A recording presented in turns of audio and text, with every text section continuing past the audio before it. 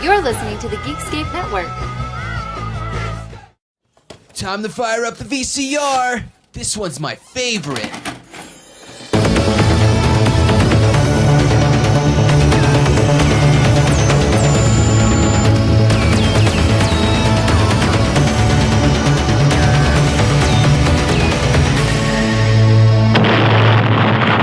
That was gold. Welcome to Analog Jones in the Temple of Film. I'm Steve. And I'm Matt. And we're a VHS podcast that looks at the box art trailers and behind the scenes. And this is number 2 in Matt's how do we say this? Noirch. Yes, number 2 in Noirch is our noir march, of course, is Eyes of Laura Mars. Her world, sensual, dazzling. His world, dangerous, violent.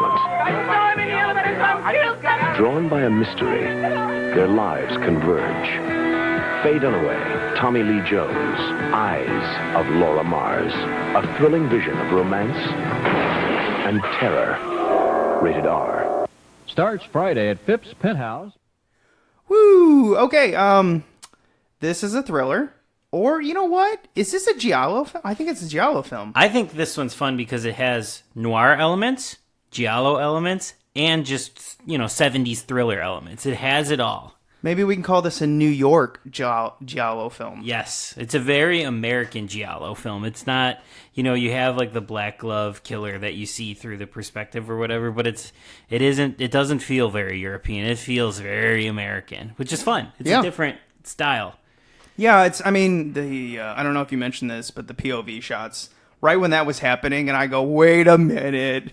Yeah, and what a fun plot, to use that giallo, like, through the perspective. The movie's called Eyes of Laura Mars. I'll go into the plot when I read the back or whatever, but, like, they literally utilize the seeing through the killer's eyes in the plot of this movie. Well, and another thing I think they utilize well in this film is Faye Dunaway's eyes. Yeah, because she's so specific of a look, especially in this time in the mid-late 70s, like right after Chinatown and stuff like that. She's top of her game, like the iconic look that she has at this time. What man directed Chinatown? I hear he's a good guy. Ew, gross. You can hear me talk all about Chinatown on my AF High List podcast and just listen to me shit all over it. Roman Polanski. Oh, yeah. Oh, yeah, I would actually love to hear you shit on Roman Polanski high. Yeah, it's pretty hilarious. Yeah. It's a good episode. I recommend it. But about this podcast that we're talking about now, have you ever seen this one before? Nope, never knew it existed. See, I had seen this one when I went on my journey through Carpenter, John Carpenter. I did that a couple years ago, and I watched everything that he either wrote or directed, so anything he kind of had a stamp on. I watched a couple of the movies he produced only, but those aren't the same. They don't have the same flavor. This one is early John Carpenter. He wrote the script for this one. He wrote the treatment. Well, he wrote the story, and he gets co-screenplay credit for it. Mostly. I actually found out this morning, John Carpenter doesn't like this film, and most of this, they rewrote. That's hilarious. Yeah. I didn't know that, though, until literally maybe half an hour before. Maybe a little bit more. I don't know. Sunday mornings is kind of just like a research time. Yeah, I'm half awake, half reading. I don't know, whatever you want to call it. I'm like in a dreamscape. Nice. Yeah. Do you like this movie? A little hazy, a little dreamlike. Yeah. Now, see, I thought this was interesting. I hate soft lighting, and I know you do. I do. And I was surprised when you gave this film to me, and I started watching it, and a lot of it is in soft lighting. 70s soft lighting, which I just hate. Me too. I really do hate soft lit films, especially ones that are soft lit sort of throughout, where there's kind of no edge to it. But this one, I just feel like isn't as soft as the ones when I think that I hate. Those movies that are super soft. This one's not as soft, but it definitely does fall in that category of a soft lit 70s thriller. Yeah, it would have been fine if it just would have been the POV shots of the killer, but I just don't know why they took it into like the non-killer scenes. Yeah. I think if you just would have had that divided, I wouldn't have minded at all. But then there's a couple where we see Faye Dunaway, Laura Mars, like shooting her models and everything. And I'm like, come on, get rid of the soft lighting. I actually want to see the film. Yeah, I have that problem too. I didn't mind it in this movie, but I hate soft lit movies. It's why I don't like Carrie as much, because that whole movie is soft lit. And I get that it's a classic. I get why people like it, but it's too soft lit throughout the whole thing that it distracts me. Yeah, 70s aesthetic in the films. One of them I hate in the soft lighting, and the grindhouse look I love. It's a total different. It's so dramatic. And the person who brought us the look of this movie is Irvin Kershner, who would go on to do 2 sequels that our listeners probably know, one being one of the greatest movies of all time, Empire Strikes Back, and the other being, unfortunately, RoboCop 2. I still like RoboCop 2. I like RoboCop. I gently like RoboCop 2. Well, Irvin Kershner to me is a lot of either his films I like or his films I don't like. I feel like I'm coming to that realization. I don't mind the James Bond film he did, Never Say Never Again. I know you're not a big James Bond fan, or at least you haven't watched many of them. Yeah, I've never seen that one. I think that was the last one with Sean Connery. I watched it. I remember kind of enjoying it, but it's not like something I rewatch all the time. Empire Strikes Back, I love. It's one of the greatest films, probably the greatest sci-fi film of all time. You could have an argument for a few of them. Terminator 2. Yeah, Terminator 2 would probably be mine, with like a second being maybe RoboCop, and then the third being Empire Strikes Back. But then Kershner's got a couple movies I don't like at all. And we don't really have to get into them, but the one thing I like about him is he takes risk. Yeah, and he brings a certain level of style to each of his movies. Every movie he does is pretty stylized. But the thing that's weird about him, and probably because he's more just a working man director, they're different styles for each movie. It's like Empire Strikes Back looks nothing like RoboCop 2, which looks nothing like this movie. Each one has a style and a distinct style, but it's different for each film. Now, did he do Last Temptation of Christ? No, I thought that was Scorsese. Is that Scorsese? Yeah, I think so. Yeah, I don't watch any Christ movies. Well, I was trying to think. Yeah, I fell asleep during that movie. I even if it's Scorsese, if it's somebody that I love, if it's a religious movie like that, I'm just like, I'm good. I don't need to. I remember in college going through all the, I'm doing air quotes here, classics that you have to watch, so to speak, and Last Temptation of Christ went up, and I remember renting it, my roommates looking at me like, why did you rent Last Temptation of Christ from Blockbuster? I was like, I don't know, it's a classic, I gotta watch it. Boom, fell asleep. Never rewatched it. That'd probably be where I'd be at. Even today, where it's like today where I can tune out stuff more and just ignore it if I don't like it or whatever. I think it would still put me to sleep though, even if I was ignoring it. I'm pretty sure Chinatown would put me to sleep now. I've seen it, got it. Yeah, that's how I feel about it. It's like I get it. Yeah. I get it. There's some stuff in there I really like, but it's one of the greatest movies of all time, man, Steve. It's like, no. All right, back to Laura Mars. I guess I did I say I had seen it? Did I even cover that? I don't know. I've seen this movie. I picked this movie because I had seen it last week's 8mm. I had not seen this one. I did see, so I wanted to mix it up with ones that I hadn't seen. Tell them about the best part about this movie, in my opinion. The front. Yeah, the cover is pretty incredible, and it is the poster for the movie. It is Faye Dunaway, Tommy Lee Jones is in this as well. And it says, Eyes of Laura Mars, that's it. No tagline, no critic quote, and it's a black cover with Faye Dunaway's face in shadows, but the only thing illuminated are her eyes, which are just white illuminated. So it's just like stark black, a little bit of gray, and then white. It's great. It's a great cover. And that's it. And some jackass put the price tag right on the title. I was like, you jerk. Yeah, and I can't get it off either without it being sticky, and I hate when the covers are sticky. So it's going to remain there right over the title.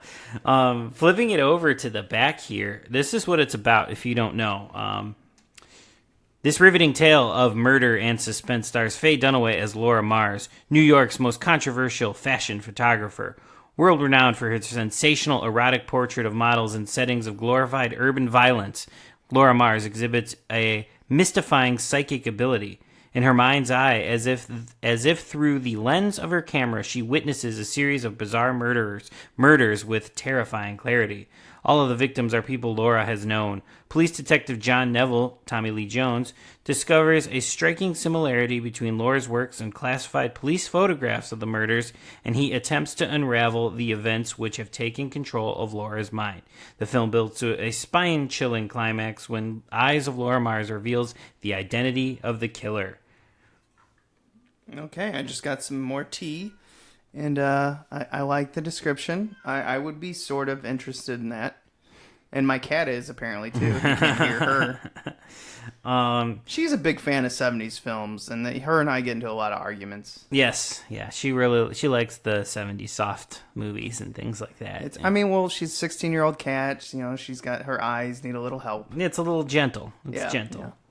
Yeah. But then we said that it has a story and co-screenplay credit by John Carpenter. Irvin Kershner directed. John Peters produced it. And the theme for the movie, Eyes of Laura Mars, parentheses, Prisoner, is sung by Barbra Streisand. Yeah, a $7 million budget. And it did make its money back. This was a moderate hit, $20 million. So more than doubled it, almost tripled. Good for them. Hey. You know what? I think Carpenter did another movie this year that did pretty good, too. Yeah, right. This was the year of Halloween that this came out. And that made $1,000,000,000. It made, in fact, we had to money names. We had to come up with something new names else. for the money that movie made. And Not at it's first, still- though. it's- Not at first, no. though, but over time.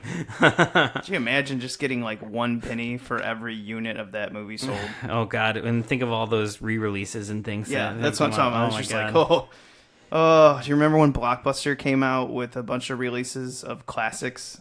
Yeah, and everybody had the Halloween one. Yeah. The Halloween I've got it Blockbuster. on my shelf right back there. I had it too, and I sold it because I got... How could you? Well, I got the media, the original Halloween, and I always wanted to get rid of the 90s Blockbuster one and keep the OG original. Yeah, I get it. But yeah, this was I would call it still kind of a sleeper. People generally like this movie, I think, but not many people have seen it. Yeah, it's faded. So I just went to Box Office Mojo to get like what else was in the theater. I looked it up earlier, and it just gave us August 2nd through the 4th of 1991. Oh, okay, that's not what we're looking for here. Well, we couldn't find out anything on the Box Office Mojo because apparently they started in 1980. Yeah, with the highest grossing film being Empire Strikes Back. Yeah, which is so it's fun. all connected. Yeah. We're all connected. One of the stars that was in this film that I just kind of almost flew out of my seat was Raúl Juliá when he plays Laura Mars's ex-husband and alcoholic writer that doesn't write. Yeah, just this a slime ball, but he's so good in this movie. He's got to be one of the biggest red herrings in this. Yes, absolutely. Also, just like Raúl Juliá, it's like a shame that we lost him because I can't think of a bad Raúl Juliá performance. You know what I mean? Like even in the worst movies, I'm talking about Street Fighter. Yeah, I was like, he's incredible. He's incredible in that movie. And he was dying. Yeah, and he's still giving 1,000% in that movie. It's great. I love Raúl Juliá. I'm so glad he was in this. We also get an early Brad Dourif appearance as well. Mm-hmm. And he's obviously another red herring, and he was good.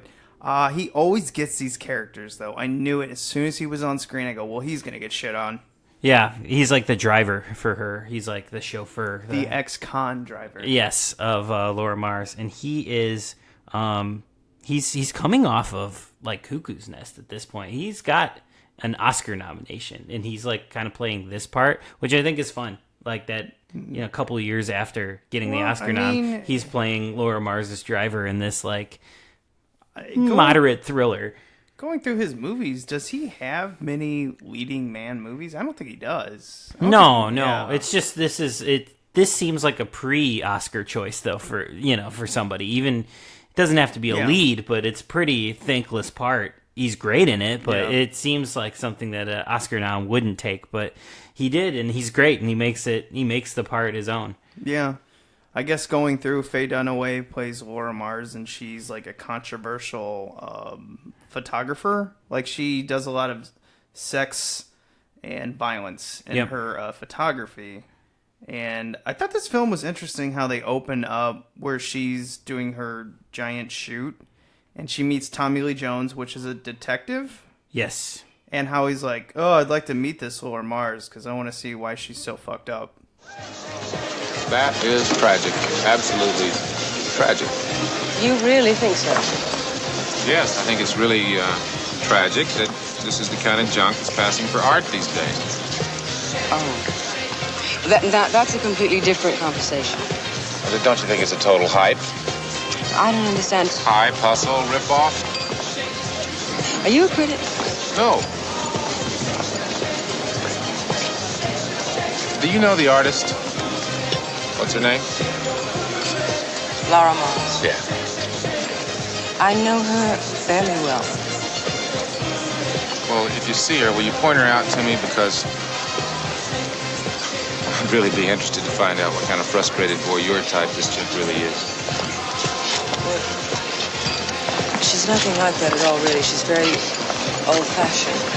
Sort of like Grandma Moses. Laura. Excuse me. Could I steal you away for a moment? Are you her?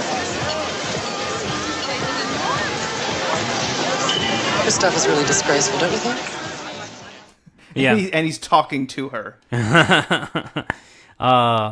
We gotta address, before we get any further than Tommy Lee Jones, we have to talk about his unibrow, because it is fantastic in this movie.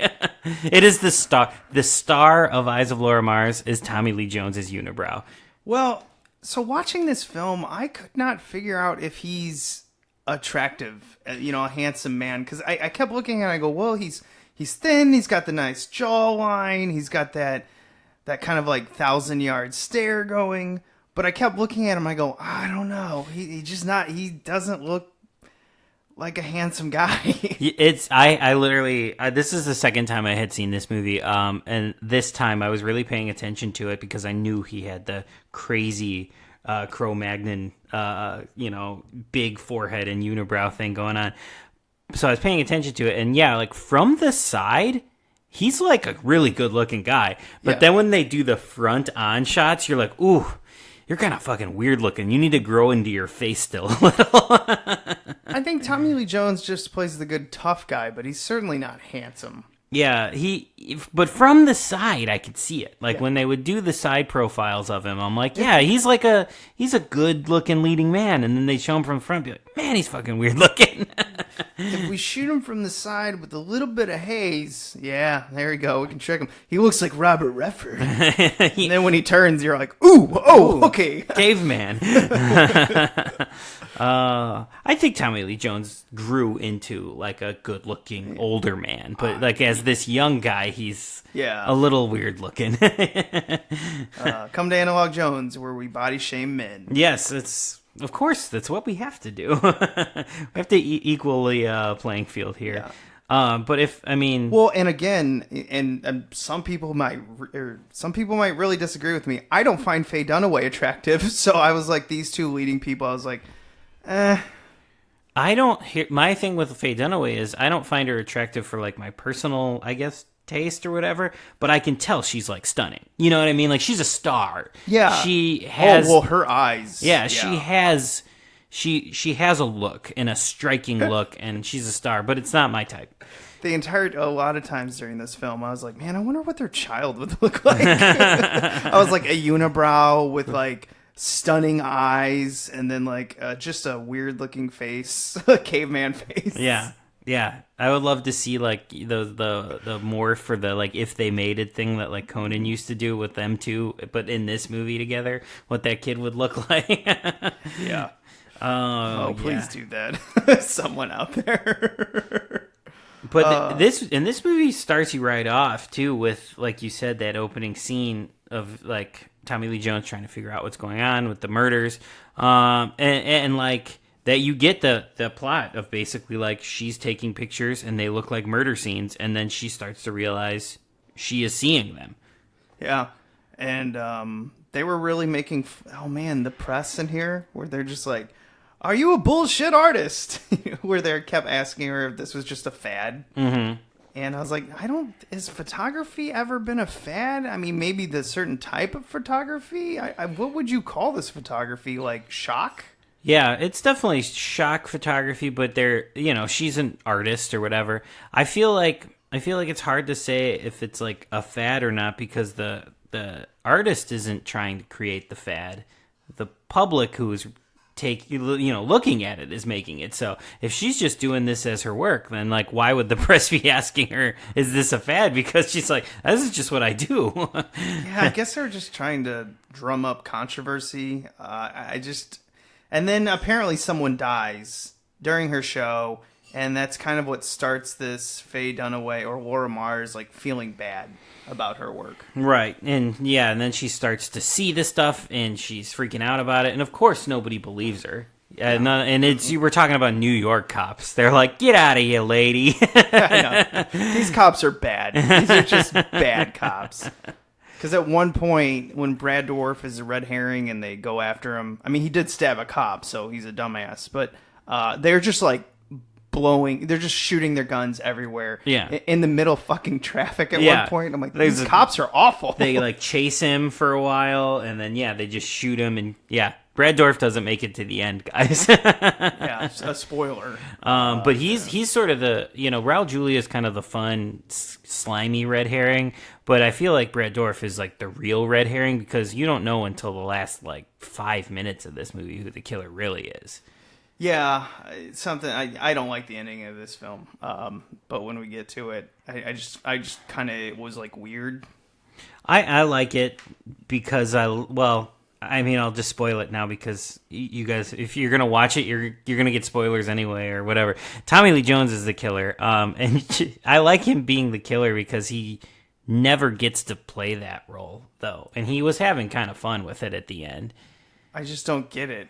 It doesn't make any sense. It doesn't make any like a lick of sense why he is the one that like, unless he wants to get caught. I don't know. But it doesn't make any sense why he... I would love to hear Carpenter's original ending. Yeah, it probably is Brad Dourif at that point, like just a normal... this movie feels like it's trying to force a twist on the audience because it is in the last 5 minutes of the movie. It's so forced, that's why it doesn't make any sense. Yeah, and it doesn't make any sense, but it is fun to like watch Tommy Lee Jones be crazy for 5 minutes because I'm so used to him playing stone-faced. I'll be honest, he played crazy well. Yeah, it was fun. It was fun to watch him chew scenery in the last 5 minutes. Faye Dunaway played a startled woman throughout this entire film really well. It's something that's been done 100,000 times, so I was a little annoyed at that, but it's 78. Come on. Yeah, I mean, I think she's kind of she's, when she's strong about her work and stuff like that, so I mean, she's stronger, but yeah, it's just she spends most of the time falling in love with Tommy Lee Jones, and being shocked at the kills that are happening. Yeah. So one thing in this movie I find really cool is when she like goes into this trance and she sees the killer committing the kill, in the POV shots. I love how she can't see. Yeah, it blocks out her vision and she's suddenly just seeing them. And which is like a cool explanation too, because in other movies you're just supposed to buy it and you're like, well, can't she see? Or like, this one like literally explains it. It's like she is whited out and she can only see the killer. As far as I know, is we never get an explanation why she has like psychic powers. We never get any. No, it never. And I actually don't have a problem with it. It's just this movie's so long. I thought maybe they're gonna try to explain it. I don't know. I just got to the end. I go, oh, we're not gonna explain that. I'm fine with that. Whatever. If the ending would have been better to me, this film would have. I never even would have questioned it. Yeah, I like that it's never sort of explained, but I would imagine then, now that the killer is done, that it would go away? I'm assuming? I thought at one point, I was like, okay, she's going to have like a twin, and her twins killing all of them. And that's how the psychic link is explained. Yeah. But no. Yeah, that's like sort of the De Palma route, I think. Yeah. And this movie is clearly doing a De Palma thing. You know, with the American giallo. That's sort of a genre that De Palma created with his early 80s, late 70s work. But this is definitely falling in line with those movies. One of my favorite scenes in this is when Brad Dourif, his character, what was his character's name? Tommy, is getting questioned by the cops. They're like, "What are you doing with this knife, Tommy?" He's like, "I don't know. I like to, cut things that are open, or, like cut things that get them open." I don't know. He was bullshitting his way, and he's so tense. Yeah. What about this? That's legal. Yeah, I know it's legal. Why do you carry it? Cut rope and shit. Yeah, I know. You probably just carry it to protect Miss Mars's fancy, expensive camera equipment. Maybe protect her from some creeps, right? You're the man. This whole city's full of creeps, right? Really? This, which creep's arrest record I have here? And at that point, we didn't know he was an ex-con. I was like, dude, what's your problem? You didn't do anything. Yeah. He's good in this movie, man. He's good. He's really fun to watch. He's good in everything. Yeah, it's... And one of my favorite early scenes in the movie is when Raúl Juliá is with his, I guess, current girlfriend or whatever, and he's watching TV, and Laura is on TV, and he's just being like the grossest human in the world, just like drunk and like forcing himself onto his girlfriend while watching his ex on TV. She's still beautiful, isn't she? That's the problem. Oh, come on. Let go of me. No, come on. Let go of me, you pig. No. It was a great slimy moment. Yeah, didn't he say something? He's like, what her problem is she's still beautiful. And I was trying to go, wait, why is that a problem? What? He's so good in this movie. Yeah, those two character actor guys, Raúl Juliá and Brad Dourif, are quite good in this. I couldn't figure out Rose or whoever it was, Ellen, I don't know who it was, that Raúl Juliá was, staying with and, basically just leeching off of. Because that's what his character is. Yeah, he's just a leech, yeah. I was like, was that her agent? I don't know. Oh, no. Her agent's played by... Oh, I cannot remember this guy's name, but he's awesome. The guy with the great hair? Yeah. Here he is. René... what would that be? I've heard his name. Yeah, I've heard his name pronounced, and I can't. I'm not even going to... Yeah. Auberjonois. Yeah, we'll go with that. But he's great in this film. He's another just like given a big fun performance, and his hair is the best hair in this movie. It's the perfect like male Farrah Fawcett hair. And a lot of people will remember him if there's any Star Trek fans listening out there. He's in Deep Space Nine. He played Odo. Yeah, he's another like. Oh, he's a character. He works. And I feel like he's like kind of like, because of Star Trek and stuff, like kind of like a convention staple too. Like, he shows up to stuff. He's like a fan. He's like the Doctor Who guys. They show up at cons and and they're always going to get a lot of autographs. Yeah. So Star Trek and Doctor Who's got some hardcore fans. Yeah. Absolutely. Really. So all of her friends end up just dying on her. Her whatever this woman is, I don't know. Let's just say that like she basically like books her shoots. Yeah. And then we have her agent. We have some models that she uses. Which, by the way, because this is a giallo film, they have to be running around backstage nude. Yeah. There's always the topless behind the scenes moment in this movie. And I noticed the brunette. Every time she was topless, she like poses right in front of the camera. Like, not only you really like to be nude and you want to be front and center, because every shot she was in, she's like, where can I position myself? Oh, look at the boobies. Look at the boobies camera. They must have had some good money for like the models in this movie, because usually in these types of movies, the models are how do I say it? They probably got them very cheap.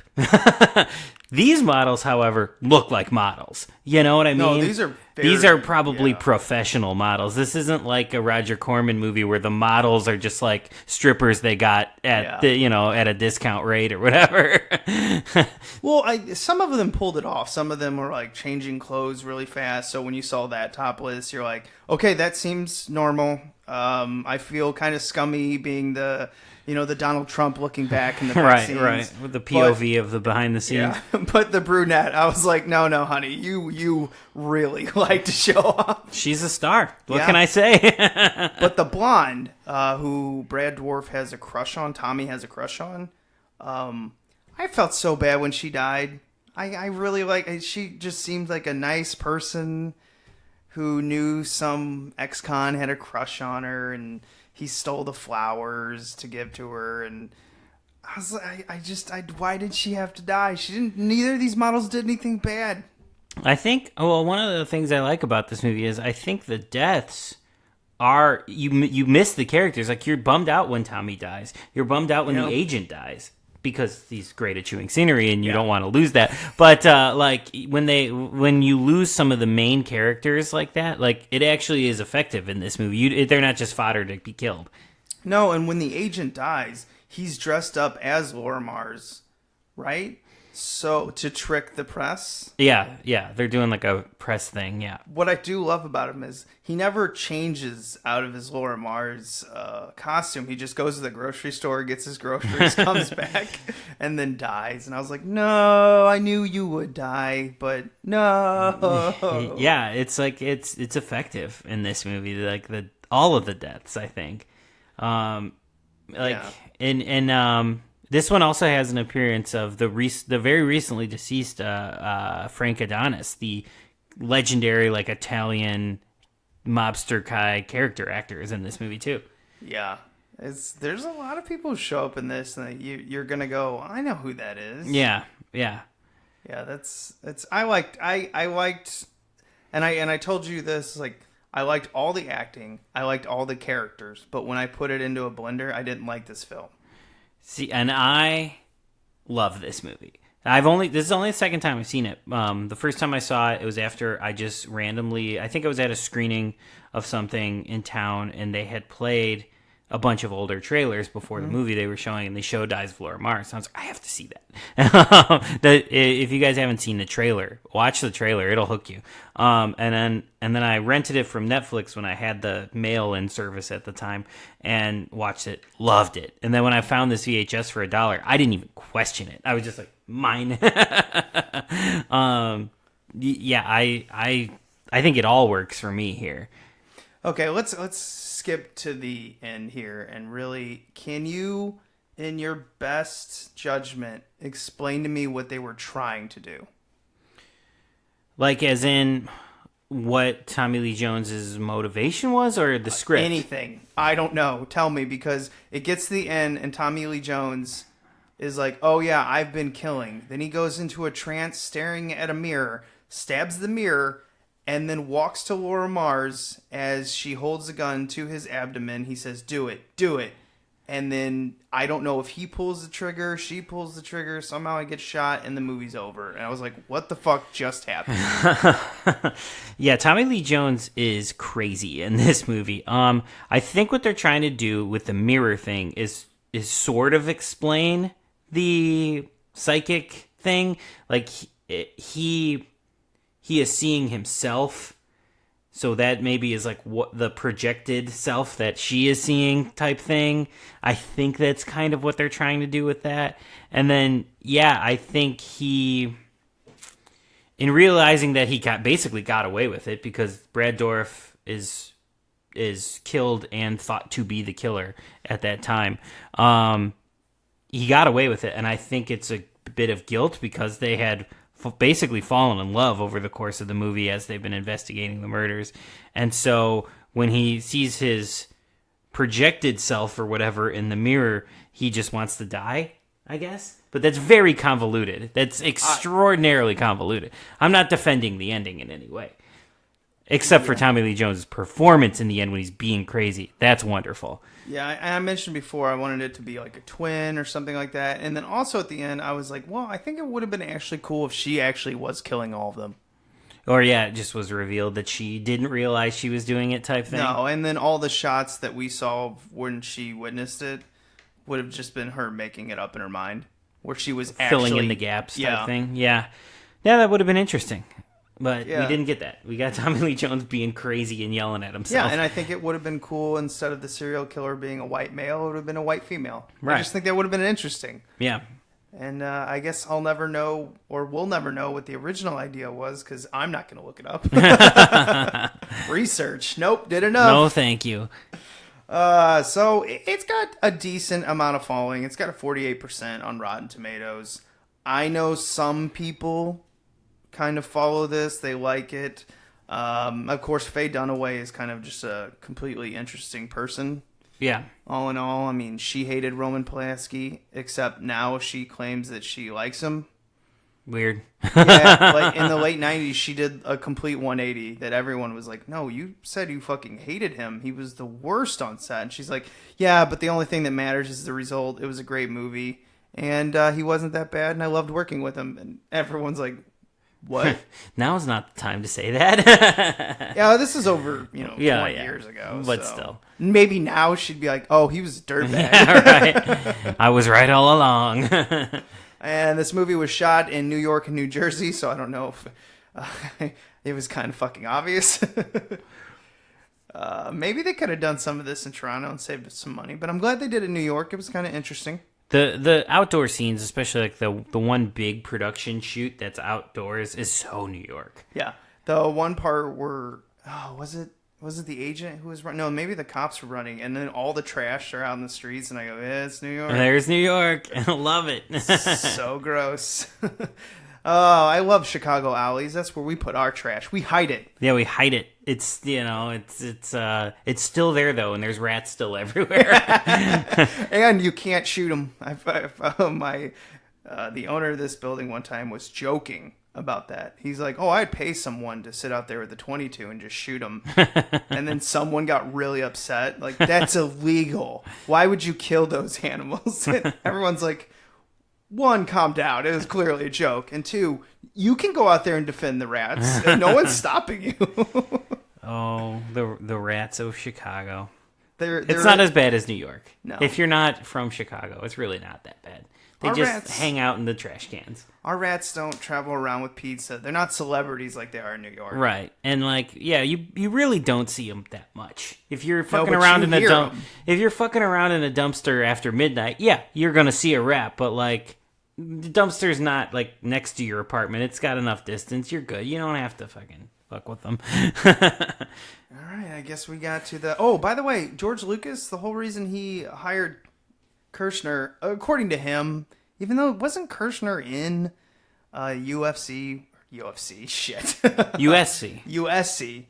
Wasn't Kershner a teacher there? Yeah, Kershner was Lucas's teacher, and he wanted to work with him. But I think he was still impressed by this movie and was like, well, he knew him already because he was his teacher, but saw this movie and was like, I think you could do a Star Wars. I think it's so interesting to watch this American Giallo film. But I mean, he didn't see the entire film. This is what I love from what I read is he saw the first rough cuts of it put together, and he's just like, oh, that's how I want my Empire Strikes Back to look.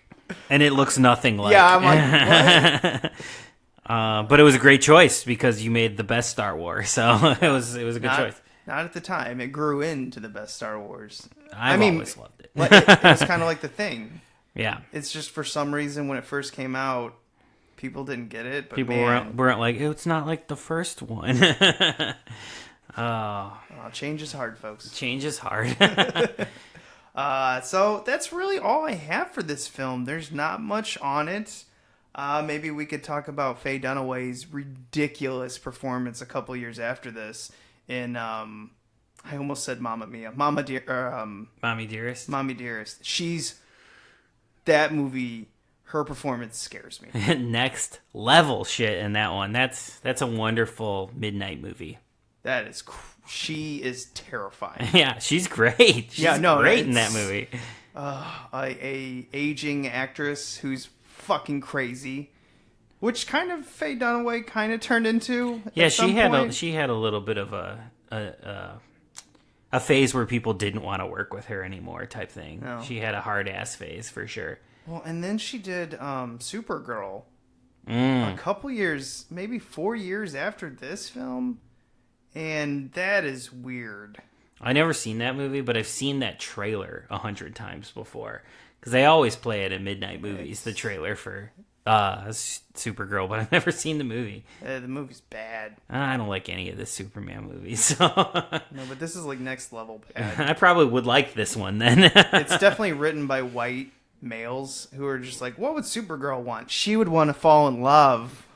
Because that's all girls want, remember? Just wait until we eventually get the Supergirl movie in 2022 or whatever it'll be. It's going to be still more white males writing. I mean, maybe DC hasn't learned their lessons, but, Marvel with Captain Marvel. That's written by, I'm pretty sure that's like directed by a woman, written by women. It's written, directed by a...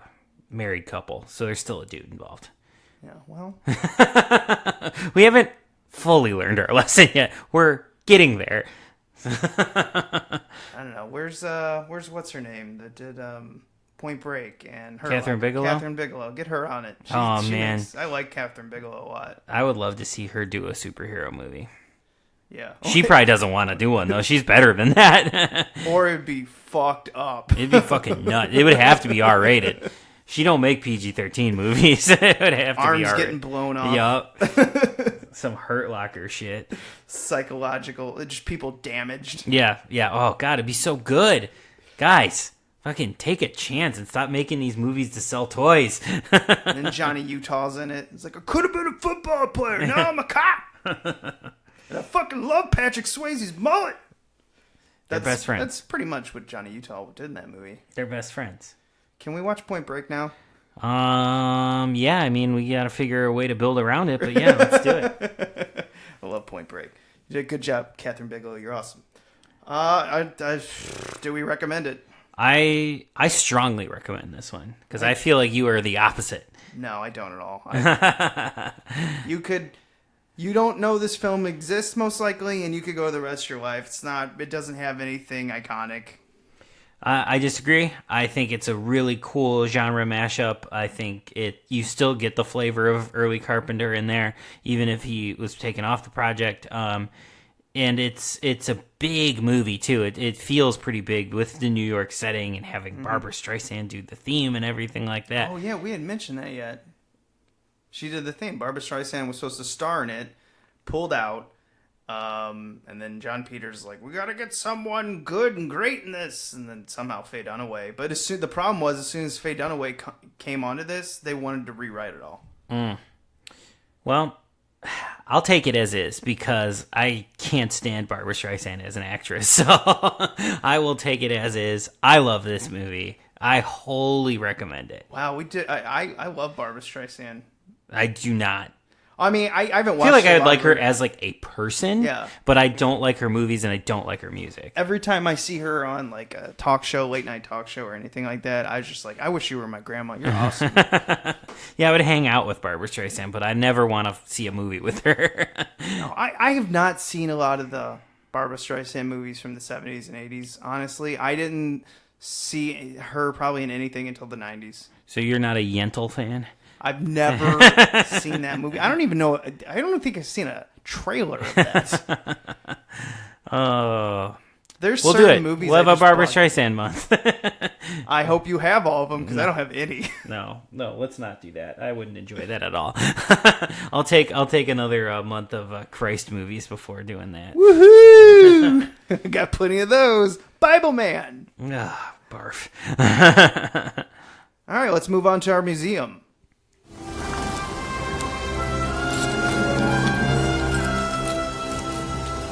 This is the second time I've had to reclaim my property from you. That belongs in a museum. So do you.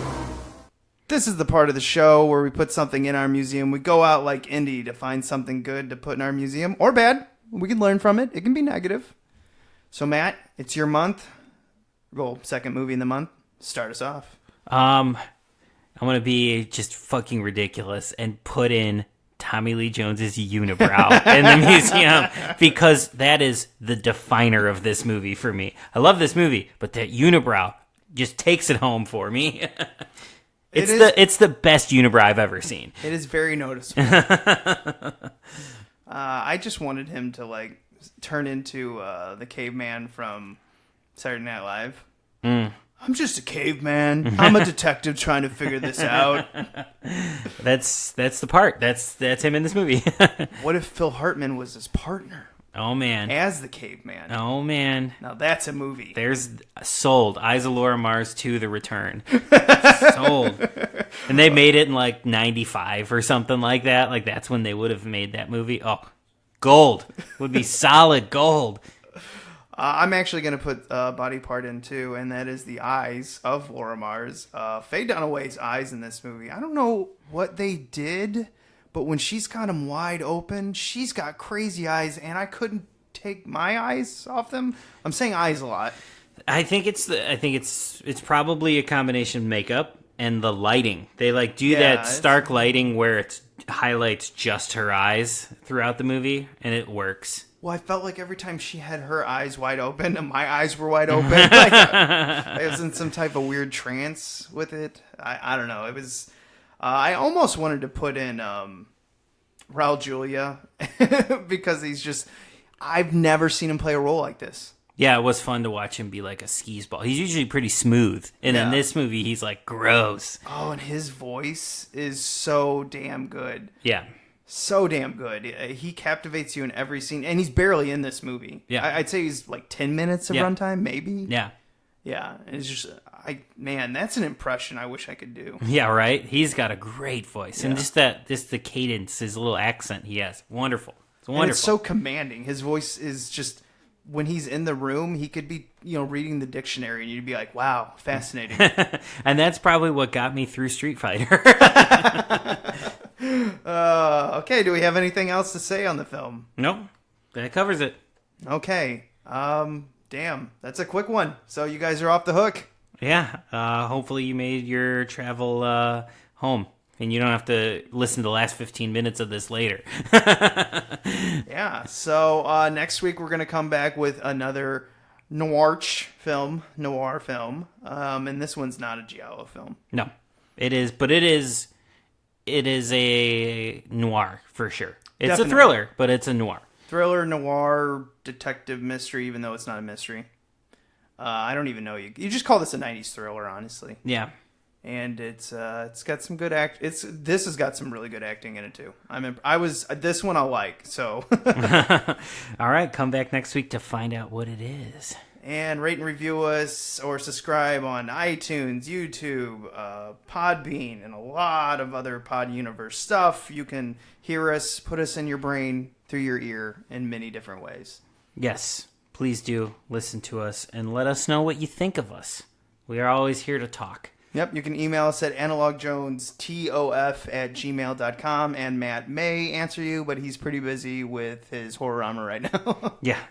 Windy City Horrorama is coming to Davis Theater in Chicago on April 26th through the 28th. Full lineup of new premieres of horror films, as well as a couple repertories that you'll be very excited to see. Guests, Q&As, and parties. Don't miss it. WindyCityHorrorama.com. Boom! All right, let's wrap it up. And remember to be kind. Rewind.